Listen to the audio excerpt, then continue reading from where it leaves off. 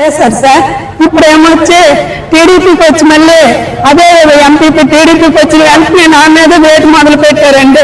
ఈసారి నేను వైసీపీ నన్ను అనుకున్నాను వేధిస్తూ అతను సాంబార్కి పిలిచి విపరీతమైన మాట్లాడుతూ రాజీనామా చేస్తావో చెయ్యమనుకొని మా ఊరు 9 మంది అతని అనుసరులు 9 మందితో పట్టును మేము మొదలు పెట్టేసి మా ఊర్లో నాతో ఎవరు మాట్లాడినా నాకు ఎవరు సపోర్ట్ చేసినా వాళ్ళకి గవర్నమెంట్ వచ్చే పథకాలన్నీ ఆపేస్తుందని చెప్పారు సార్. మాకు ఈ ఊర్లో ఒక దీనిలాగా మేము దించేసారు సార్. నిన్ను ఎవరు కాపాడుతారో చూస్తామని మా మేమేమో వచ్చి నిఘా పెట్టి నన్ను 9వ తేదీని దండోరు వేయించారండి. ఎంకలో వేసి 10వ తేదీని వచ్చేసరికి ఆ ఎంకలో పిటిషన్ గారు ఆ 9 మంది అతను అనుసరితో పోలీసులు పెట్టి మరి ఒక రూమ్ లో ఎంక్వైరీ జరిపించేసి నాకేమొచ్చి 11వ తేదీ అయ్యేసరికి 10వ తేదీ జరిపించి 11వ తేదీకి నాకేమొచ్చి సస్పెండ్ ఆర్డర్ ఇచ్చేసి విధులను తొలగించామని కొత్త ఆయన దగ్గర ఒక 5 లక్షలు తీసుకొని పోస్టింగ్ వేసేస్తున్నారు సార్. నాకు చాలా అన్యంగా ఊర్లో ఎవరే ఒక్కరు అడిగినా సరే వాళ్ళకి పెన్షన్ లాగేస్తామని బెదిరించారండి. సర్పంచ్ కూడా ఇదంతా సర్పంచ్ తీర్మానం ఇచ్చారు సార్. సర్పంచ్ తీర్మానం ఇచ్చి జనాలు మేమైతే సంతకాలు అయితే పెట్టిస్తామని ఇదిగోండి ఇచ్చారు.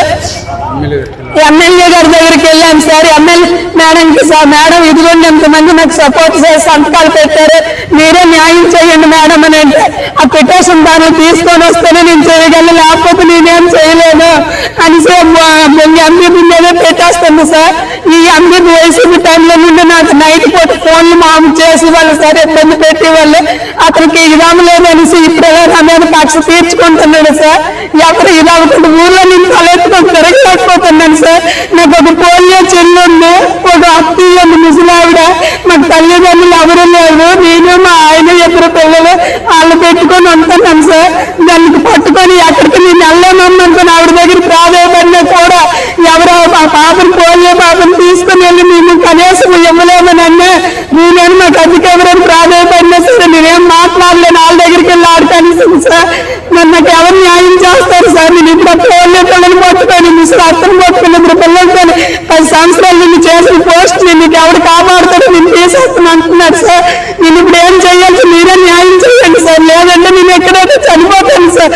నా మీద ఇటువంటి అభయాలు మోపుతున్నారు. నాకు ఊళ్ళో మాత్రం చాలా హింసిస్తున్నారు సార్. నాతో ఎవరు మాట్లాడలేకుండా నేను తలెత్తుకొని తిరగలేకపోతున్నాను సార్. నేను ఇప్పుడు 10 లక్షలు 5 లక్షలు ఇచ్చాడు, 10 లక్షలు ఇస్తే ఇస్తానంటున్నాడు సార్. నేను ఎలాగ ఇవ్వగలను సార్? మా ఎంపీ బొమ్మి సురేష్ సార్.